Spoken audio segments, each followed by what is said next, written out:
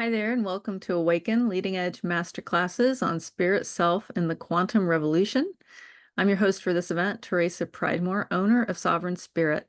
And I am delighted to talk to you about the new Earth and the quantum revolution. These are topics that have emerged more and more over time in my life, especially over the last few years. I had a Kundalini awakening in January of 2020 that I started to receive messages about the new earth from my guides and from supports on the other side. And it is my delight to share more of this information as I have received it. We're at this really amazing turning point at this cusp of change. And a lot of us are experiencing these changes on many levels. And especially if you identify as an empath or a healer or an intuitive, you're probably picking up on the intense frequencies that are coming in now at this time as we are seeing Earth shift into a 5D to even 8D expression for many of us. We're in a time of transition. Light warriors are being called up and going through awakening experiences and beginning to tap into their intuitive gifts and having a greater sensory awareness about other dimensions, other timelines, other ways of being. It's just wild, the range of experiences that people are. I mean, we've historically heard of people having these experiences, but I think that everything's ratcheted up right now and operating on an even more intense, I guess, awakening period that we're experiencing right now on the planet. Um, the what I see is like quantum existence is starting to become more of a norm as ideas like quantum mechanics come in. It's funny like how discovery of an idea also is paired up with more experiences to back up this new inquiry and area of study. So we're not just making all these connections, which we are. We're taking like time-honored awakening experiences and Kundalini awakenings and things like that, and being able to find like a more scientific explanation for some of these things. But I think that we're starting to notice more weird things going on and we're having weird senses about life that we don't have all the words for. And um, the strangeness and newness of a quantum existence is coming through right now and asking us to bend our minds to accommodate a new form of reality. I have a story that I love telling that is an example of this. I started having all these miracles show up around me. Things in nature would change while I watched, a whole bunch of different things. And I asked some people to go on walks with me so I could see if they saw some of the things that I saw when they were with me. And one particular walk, I went with a friend. We saw all these amazing things happen, little things that you had to really pay attention to notice, but they were miraculous things. And we were on our way walking through the park oh, back to her. Sorry, I lost my train of thought for a second there. We were walking back to her car, and she stuck her hand in her pocket and pulled out an apple. And she said, "Where did this come from? Where did this apple come from?" And I was like, "You didn't put it in your pocket this morning, did you?" She said, "No." And I am certain she would have remembered putting an apple in her pocket. And we had been on this long walk up until this point. So not one time during our walk had she stuck her hand in her pocket and found this apple. It just happened at the end of our walk. So I always loved that one. I felt like, it was our higher selves playing with each other a little bit and giving me at least this beautiful opportunity to tell a story of something that is so tremendously miraculous that it kind of boggles the mind. Like, how could that happen?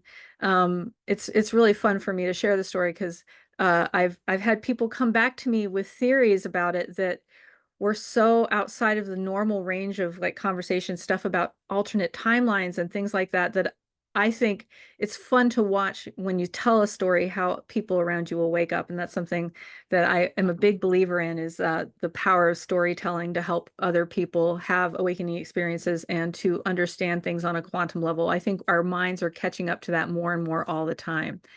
But anyways, that's one of my favorite tales, and I've got many, many more that I could tell, but that one is the highlight of my experience. So anyways, we are looking at the Earth kind of emerging into a new form. And obviously the Earth has done this in different ways over the course of the entire existence of Earth. It's had its own developmental journey, its own growth trajectory, its own consciousness changes, and those many of which happen in tandem with the consciousness shifts that happen in humanity in general. But one thing that got introduced to me in 2020 was this place that my spirit guides were talking to me from at that particular time. It was called the Rainbow. And I love the rainbow. It has so many different qualities and ways of working, which I I will talk about endlessly over the coming years. But the rainbow is got some magical properties of its own. It is sort of it's like a meeting place for us on a higher plane, but it is also meant to be a grid or a mock-up for what the Earth is trying to become at this time. Um, I've heard similar stories mentioned, and like there's this book by Michelle Smallwright. It's called Dancing in the Shadows of the Moon, and she talks about how she was visiting a place that was called the Other Earth, and it's a similar kind of place. There's all kinds of new ideas and explorations being happened on like what reality is going to look like, and we are slowly integrating that information and drawing down from that grid into our real lived experience these possibilities. And there couldn't be a more important time than now. I mean, we are facing a global crises of all kinds, and we will see how these things start to shift things that we think of as reality set in stone. We might find some new ways of existing happening, and Earth doing new things that surprise us, things that can surprise us. So anyways, those are kind of things to be on the lookout for. And it's really interesting when I learned about the rainbow and what it was. And then within a couple of days, I stumbled on this quote. I was actually looking up D.H. Lawrence, and I stumbled on this quote from his book, The Rainbow. And the quote is, "She saw in the rainbow the Earth's new architecture, the old brittle corruption of houses and factories swept away, the world built up in a living fabric of truth fitting to the overarching heaven." So I believe that was channeled on D.H. Lawrence's part, and love that the book is also called The Rainbow. But basically what we're trying to do is create heaven on earth. We tend to think of heaven as this plane of existence that we just return to when we move between lives. And we return to source, and that's kind of like, I think, the general idea of heaven. But we are actually trying to make an embodied form of heaven on earth over the coming hundreds of years, millennia. I don't know how long it's going to take, honestly, because we all have to wake up to it in our own time, in our own flow. But yeah, so this new earth, the two principles that guide the new earth are love and truth.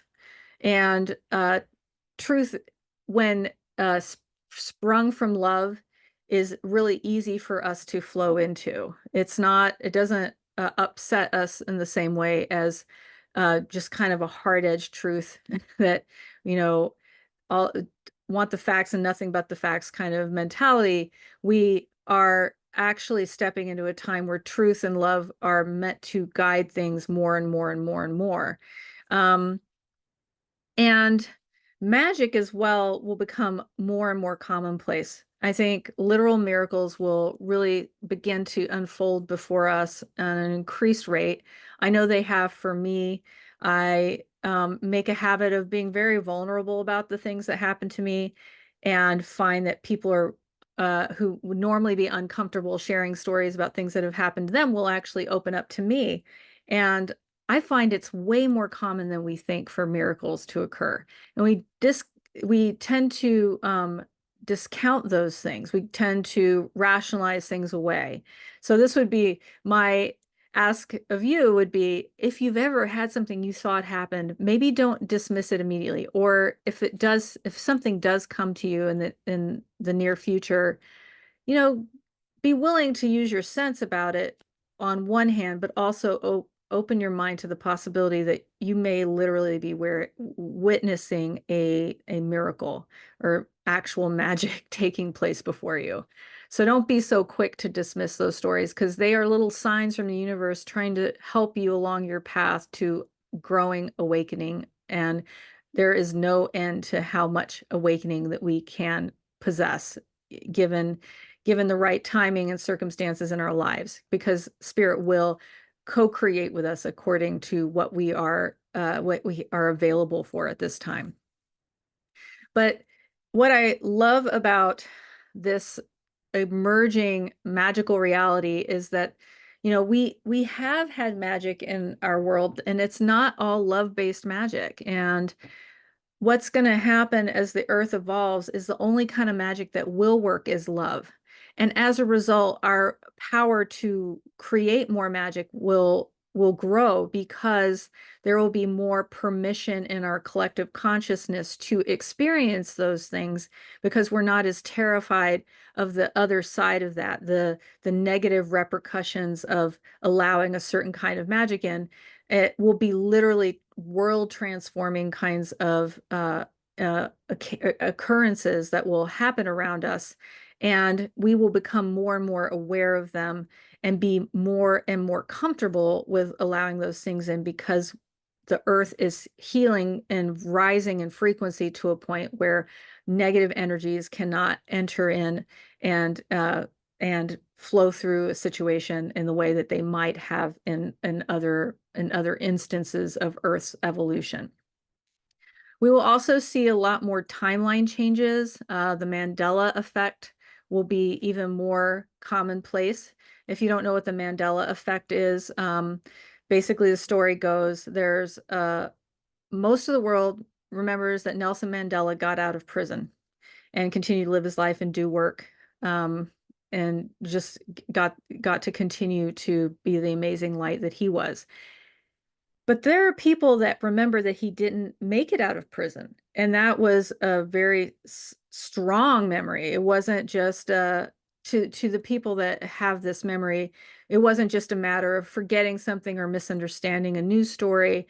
It literally is an alternate history that they have. And I even ran into someone who had this memory, and she remembered the day where someone started talking about Nelson Mandela being alive, and she was so confused because her memory was so strongly in the camp that no, he had not survived his time in prison. So that is just one example of how these things happen. People have watched, the specific things in the media have changed. Titles of movies are different to different people sometimes. Quotes, lines in movies. And even physical, like physical objects basically can change as well. One person's memory of how something looked might be different to how it is now. They may have remembered it looking a certain way. I have a set of glasses that we were gifted, and I had they were all like solid color in my memory. And then after I pulled them out of the dishwasher one day, they just had a little stripe of color down at the bottom, and they weren't solid color anymore. And of course, the people who gave us the glasses were like, no, they were always like that. I'm like, well, yes, in your timeline, yes. In my timeline, no. They looked tremendously different. So these are things that we will notice happening more often. And there are things that are mending in time behind the scenes, and some of us will be privy to those changes. I mean, think about it. Nelson Mandela got the opportunity to continue to do his amazing, incredible work as a result of having that continued time. His work wasn't finished. And of course, there's all kinds of benefits to him, us having the gift of having Nelson Mandela on Earth longer than some people remember him having been there. So I had a similar story where I had a friend who it was so dramatic that I couldn't actually turn away from this. So I couldn't explain it away. We hadn't met in about 4 years. It had been a while since we'd seen each other, and we hadn't really talked or caught up. And so for the first part of the conversation, she's talking about how her mom passed away and how hard it had been on her. And it was really, really challenging for her to go through that experience. And we probably talked about it for about 10 to 15 minutes before we moved on to like talking about the weirdness of timelines. It was kind of funny that we ended up discussing the weirdness of timelines and how things can change. And I was explaining some of my experiences. And then she started talking about how she was on the phone with her mom a week ago. And I said, but wait a minute, you just got through telling that your mom had passed away. And she went, no, I didn't. My mom is still alive. And I was kind of chuckling because we had just got through talking about all this weird stuff. And here we were. I was now witnessing a timeline shift that just happened. This person was now with us still. And it was very similar. And it just happened within one conversation. I'm kind of glad that it happened then and there, and I hadn't lived in that world where it was a different story for too long. I think Spirit was very kind to me and giving it to me in that way versus like if I had been around for the last 4 years, I'd walked that path with her, and then suddenly she said, what are you talking about? My mom is still around. That would have been a little jarring for me. But I witness these things all the time. And I had a situation where I was reading the Washington Post. They were doing like the five stories of the day. And one of them was that Jimmy Carter had passed away.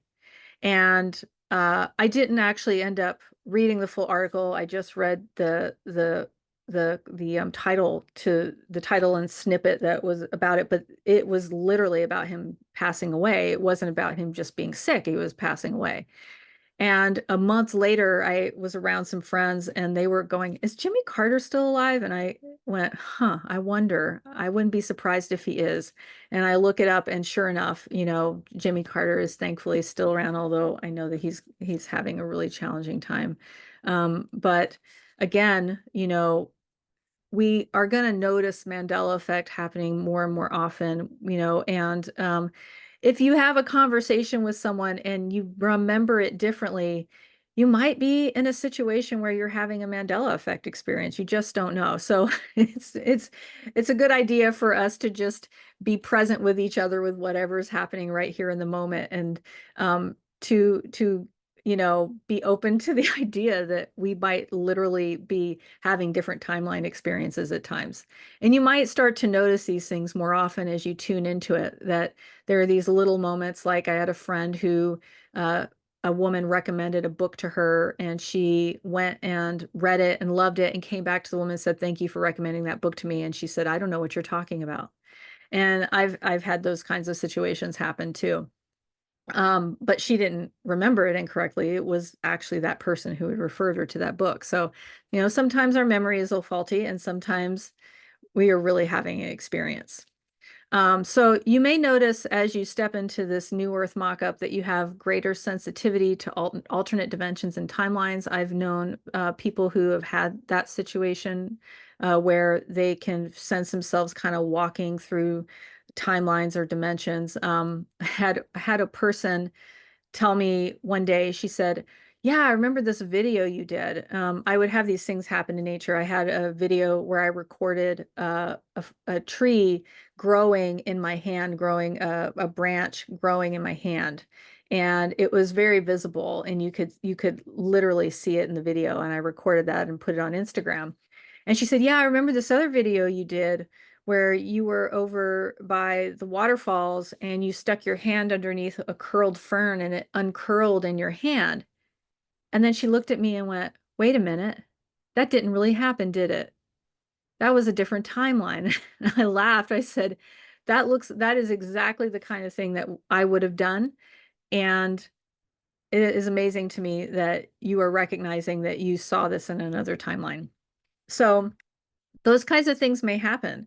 I've had other people report other kinds of miraculous events. I had a person who was talking about how they were on a discovery call with someone, and that person was potentially going to hire them, and really, really had resonated with them, had been referred to them and really resonated with them. And they said, the reason I really feel connected to you is because this article you wrote and your picture really, they were on Zoom, so she knew that that the person she was talking to looked like the picture said, and that picture made me really lean into you and trust you a lot, and I definitely want to work with you.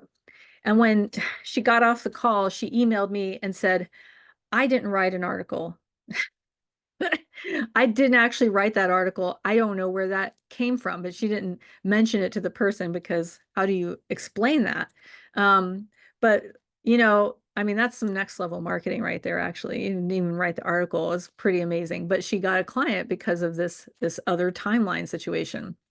So uh, that all that kind of stuff can happen. And one other story that I love is that I had taken a picture of a pine cone that was really beautiful and put it in my feed.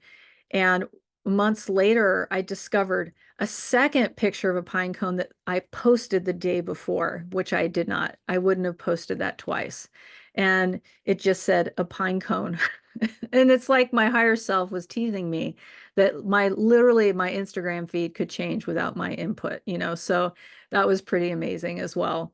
Um, so basically, the thing that might happen for some of us is that our notions of reality could be challenged, and it can feel a little nerve-wracking at times, especially if you don't understand what's going on. You might start to question your sanity, and it's just like, just take a deep breath and flow with things and try to see it as the universe having fun with you. I mean, it doesn't have to be dire. It doesn't have to be super serious. It could just be play and giving you a sense of like what is coming, and getting you I kind of practice with these other energies that are trying to come through, trying to give you slow ramp up to weave this into your reality. Um, and here's the thing, I think that when I first went through this, the question I had is, what's real? Is life even real? Is this virtual reality? And I have been assured over and over again by my guides that it is not virtual reality, okay? This is reality, and we just don't know what reality is. We don't actually have a full comprehension of what reality is. We think we know. We think we live in a material universe that matter is everything. And well, that is just not the case. So, remember that this is not all a dream, okay? In a way, we are still asleep though, and we do need to wake up, and life itself is trying to become more real. That's one way to look at it. Again, not healthy for us to think of this as like a virtual reality experience, because I don't think spirit would work that way with us. And real just might defy our matter-based view of reality. Um, basically what we're trying to do here is become fully human. Earth is stepping into her true power and calling forth true humanity from us. And again, we don't even really know yet the fullness of what it means to be a human being. I know human beings have far more capabilities than we are even completely aware of, and we are trying to tap into those potentials more and more all the time. And the true goal right now is incorporating our truest, fullest self in this body. I've been told over and over by spirit that the body is God. And we don't necessarily have that viewpoint in a lot of esoteric teachings. We think of trying to elevate past suffering, elevate past the body's needs and drives and things like that to some extent, or reaching for spirit. And that's where, the true self lives, is in spirit. Well, actually, our bodies are very much a part of our spirit, and that is not something that we talk about a lot. We are trying to embody more of our true selves here. That is the goal. That is the goal. And here's the funny thing. Words are incredibly funny. We just have no idea just how many little trickster moments are embedded in words. But I was told by my guides that we are moving from a time of matter into form. And The reason it's matter is because we had to learn that everything matters. It seems utterly ridiculous, but I've seen this now so many times with words that I'm inclined at this point to believe that spirit could weave these little bumps in language to teach us things. So right now we're moving into form, and form is about forming our desires in the physical.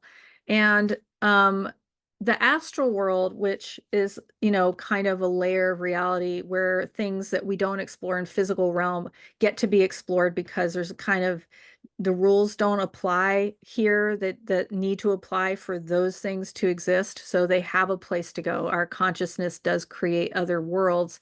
The astral is trying to become a more concrete, real dynamic place that holds the frequency of the earth arising. So there is an astral dimension that is trying to bring this stuff up and out of the earth. And because of all these changes that are happening, it really is now that we should set our intention for the big sweeping changes we want to see. Those intentions matter. Now, intention is important, action is important.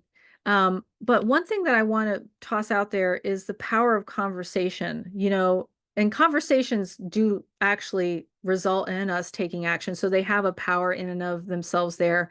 But really thinking about having elevated conversations with the people that you know about what you want to see in the world and your perspective on what's happening at this point in time, those conversations are creating ripple effects in reality. And so it is valuable to have those conversations. I think sometimes we feel like we're just listening ourselves talk, and I don't think that that is the case. I think we are actually creating changes by having these elevated conversations with people, by opening up, by being vulnerable, by being willing to share our real true self with others. These are all transformational events. So sink into the value and power of conversation and know that that is making a difference in addition to whatever action you might take in life. As I said before, storytelling is especially powerful now. You may find that you tell a story about something remarkable and find out from the person you're sharing with that it happened to them that day or the day before. I have that happen all the time. I share like an amazing thing that happened to me, and someone will say, "Yeah, that happened to me this morning." And I think our spirits are trying to collectively collaborate on these little nudges, all these little moments to step into a weird quantum reality a little bit more at a time and do it together so we're not alone in that experience.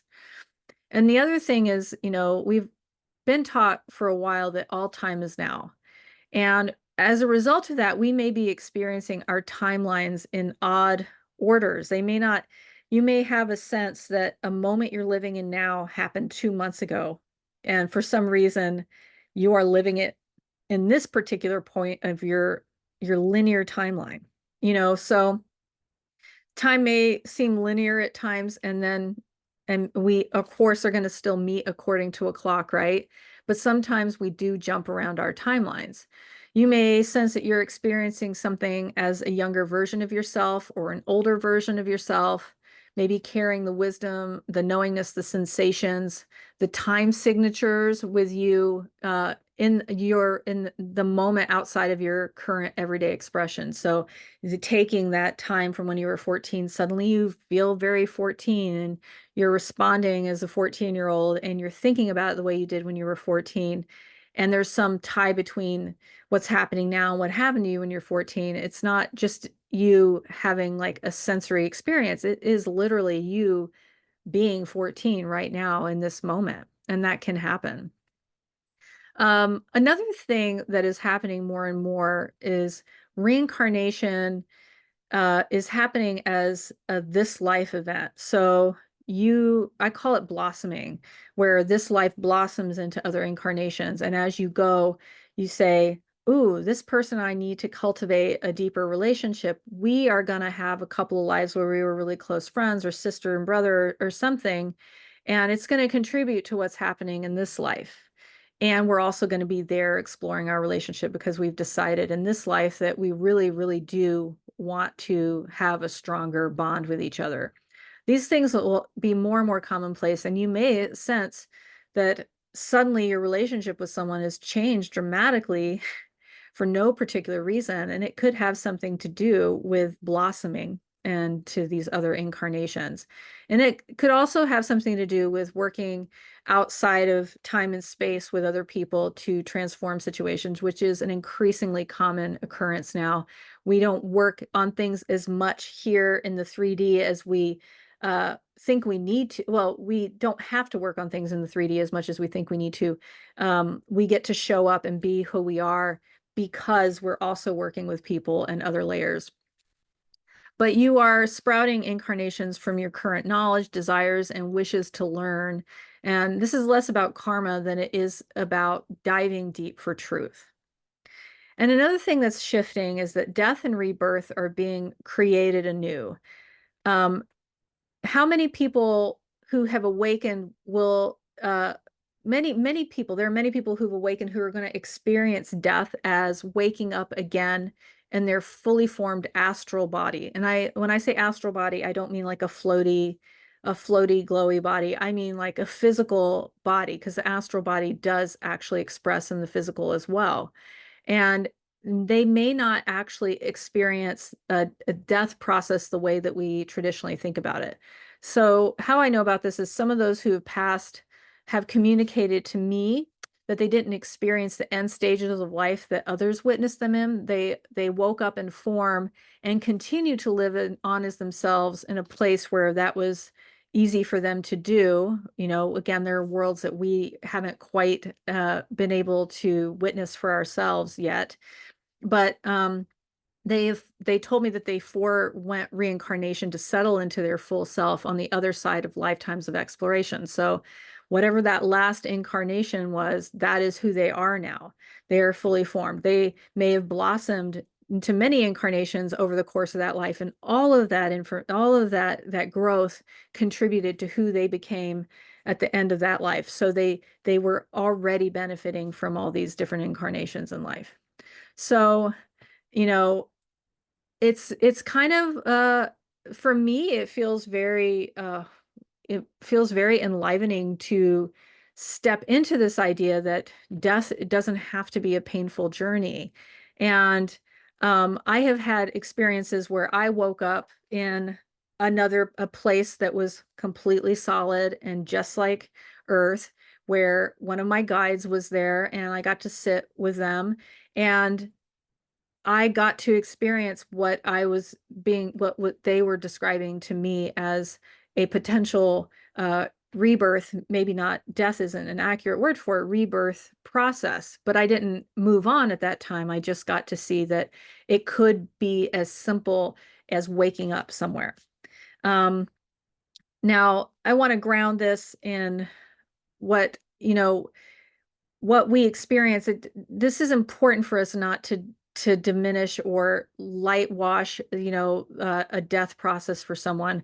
When people are going through a death experience and people are grieving, last thing we want to do is just check out and say, oh, well, they're not really dying. But they're not really dying, because basically for some people, the people that had passed on did describe to me that their loved ones had actually witnessed them going through a death process, but that wasn't their particular memory of the experience. So that is a hard time to go through. I've experienced lots of death in my life too. And it's important for us to really be loving and present and deeply compassionate in that process, and don't want to lightwash it with these sorts of stories. But I know for myself, I take that in, and I have come to believe that that's how things are going to unfold. And it gives me some peace. It makes me less fearful about transitioning into my next life. So maybe this resonates for you. Maybe you've had experiences that make you wonder as well. But if you've ever found yourself saying or knowing this is my last incarnation, then you may be one of these individuals that will have that kind of transition experience as well. But I think that it runs that this is actually more and more common. It is, in a sense, like the Earth is evolving to allow a new way of that transition process to happen. Because I get, I have heard so many different kinds of transitionings documented, and I think that is even another place of evolution and expansion that we are experiencing. We want to think of passing on as like one kind of experience, and I have come to believe that there are a variety of kinds of transition processes that we may experience. And this is one that is evolving on the Earth plane at this time. We're trying to figure out how that works in some ways. But, note that we know when the transition happens, it is a new life as the truest version of yourself. But that being said, now is the time to embody this self. We don't want to wait until we transition to have the full expression of who we are from all these incarnations. We are actually in the process of bringing down more of this information of our greater, fuller, truer self at this time. Now, free will, and the expression of the true self, which is pure love, will not just be ideas, but there'll be things that we learn to do on this planet more and more, expressing our free will, having more free will, and getting to be more self-expressed. Now, at this time, we have children coming in, and I mean, full-grown adults, frankly, at this point, they're still rainbow children, showing us this freedom of self and the power of staying true to the self. And they may make it look easier than it seems to kind of the general populace. They are here to really shine and to step into this new earth and to kind of shepherd us into this new earth. Another thing that happens when we are in this new earth is that everything moves into a state of what I call quantum flow. And, quantum flow is something that it is kind of something that you learn to roll with and flow with and master over time.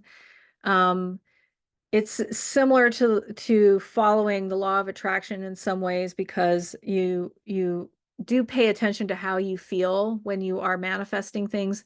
But in quantum flow, the intelligence of the universe, it's so great. It can constantly recognize events for your benefit.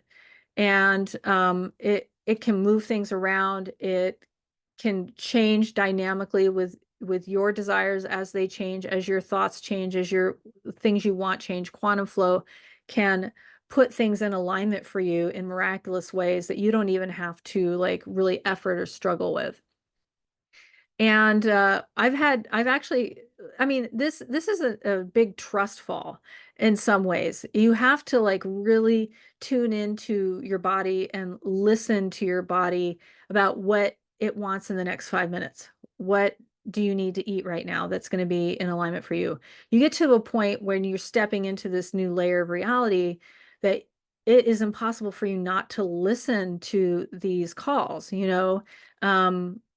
a call to take it easy for 45 minutes doesn't seem to make sense when you have a lot of work on your plate, but then you did it and then you finished it in 20, the thing you thought would take you an hour, you finished it in 20 minutes. Everything worked out in quantum flow in that situation. So, these messages that we get that we need to keep pushing and pushing ourselves doesn't actually work with this new way of being.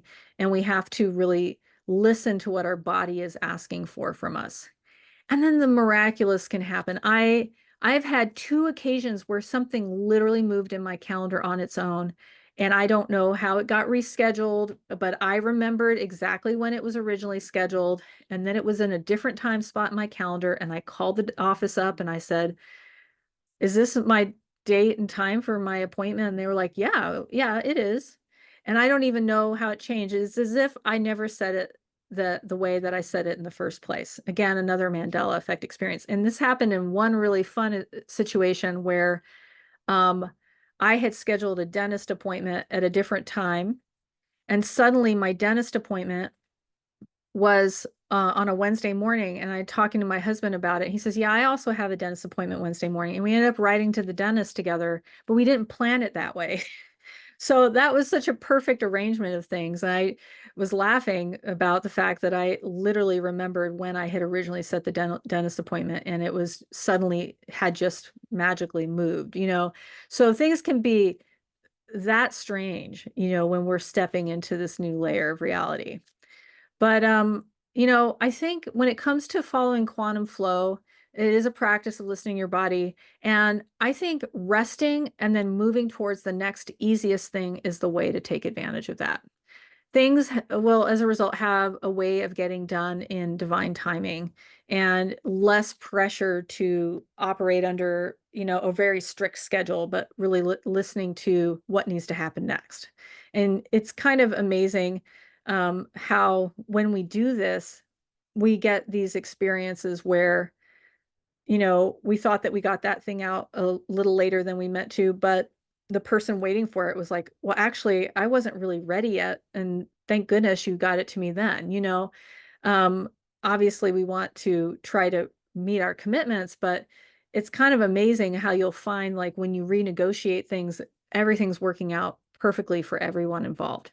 So leaning more into the opportunity for this, for things to work out this way is really a great way to operate as you're stepping into this new dimension.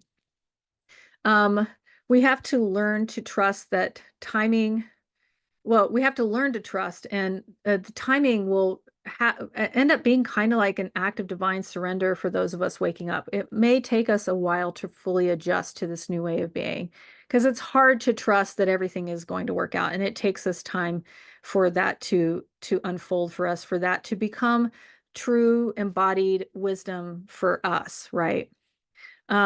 And at the end of the day, we don't really feel like we have another option. We feel like the old ways just won't work for us anymore. And that's just the wall that we hit at some point. Our lives will desire to be restructured according to this new way. And one thing that is really important as we're being called into this, and we won't bump up against as many problems as we think we will. But we may hit some internal resistance. We may not be certain that there's space in our life for this kind of change. One thing that's really important as you're going through this is to engage in self-care. I think therapy is highly beneficial for those of us who are waking up, especially if you can find a supportive therapist who can roll with strange things that have a habit of happening to us, you know, so you don't get like negative energy about that. You get to fully explore it, discuss it, and walk with someone through this experience because you know, we all need, I think, a sounding board, and it can be tough sometimes to share these things with people around us. They may not get it. Um, we need to go somewhere and be fully accepted and have a clear and clean space to really communicate what is going on for us and how things are changing and evolving, and really, uh, you know, try to figure out how we can find room for a new way of being in our lives. Getting guides, finding community is key, and getting guides along the way who can help us normalize and integrate is also important. So one key takeaway I have for you is just get clear on your desires. What is it that you wanted when you were 10 years old? And what did you give up on in life? It probably is now in the field of possibility for you to do those things. Or you may want them in a new way than you did back then, but you want to give yourself permission to tune into that earlier version of yourself that was freer of expectations and freer of commitments and freer of social conditioning. And, you know, we will find ways to balance our lives without throwing out the baby with the bathwater. You can make dramatic changes and give it time and not necessarily like throw everything in your life out the window. You might actually find that a few shifts here and a few shifts there, and things are starting to come together in a really graceful way.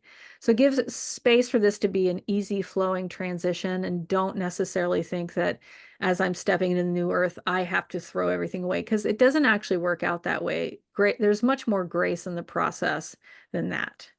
And just ask yourself, you know, what does your wild self desire? What did you want before you were taught to conform by society? and begin moving in that direction a step at a time and give the universe an opportunity to unfold that reality for you. Alrighty, well, that is what I've received and was meant to share with you around the new earth and this quantum revolution that we're experiencing. And it is still unfolding, and there is always more to learn about it.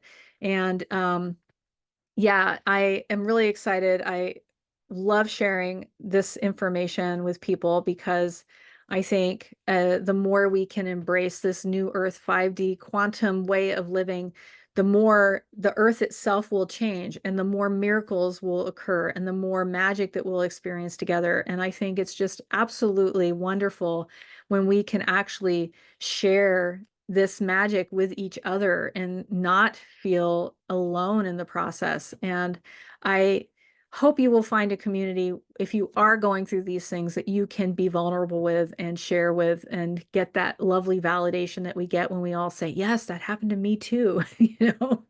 I've had enough of that at this point that it is incredibly supportive and grounding to have that. And then, integrating it can be a really beautiful experience when you have that support. Well, thank you so much for being here. Thank you for showing up in the world fully as yourself. We really need you. We need you to be you. I mean, that at the end of the day, that is the call that we are being given from Gaia. And I look forward to sharing more of this experience with you. We have so many great speakers and talks. I hope you will explore the ones that are calling most to you. And yeah, blessings to you on your journey. And I dearly hope that all of us can step into that lovely quantum flow where we get to start to see the miraculous happen and our worlds transform before our very eyes, because it is underway and we are at that turning point, and there are so many things waiting to be born, and we get to be a part of that, and it is truly remarkable. All right, well, enjoy the event. Have a beautiful rest of your day.